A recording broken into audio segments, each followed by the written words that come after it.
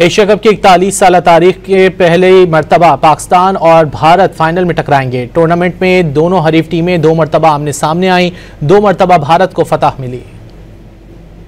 Asia cup के group match में पाकिस्तान और भारत की टीमें 14 सितंबर को पहली मरतबा आमने सामने आईं।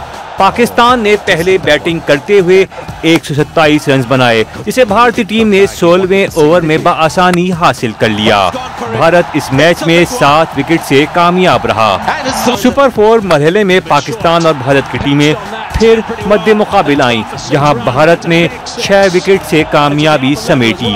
पाकिस्तान के 172 रन का हदफ भारत ने 19वें ओवर में हासिल कर लिया।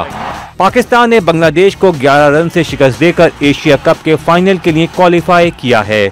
एशिया कप के फाइनल में दोनों रिवायती हरीफ एक बार फिर टकराएंगे। एशिया कप का फाइनल पाकिस्तान और भारत के दरमियान इतवार को खेला जाएगा। दोनों टीमें एशिया कप की तारीख में पहली मर्तबा ट्रॉफी की जंग लड़ेंगी। भारत ने रिकॉर्ड 8 मर्तबा एशिया कप का टाइटल जीता है, जबकि पाकिस्तान 2 मर्तबा फातिह रहा।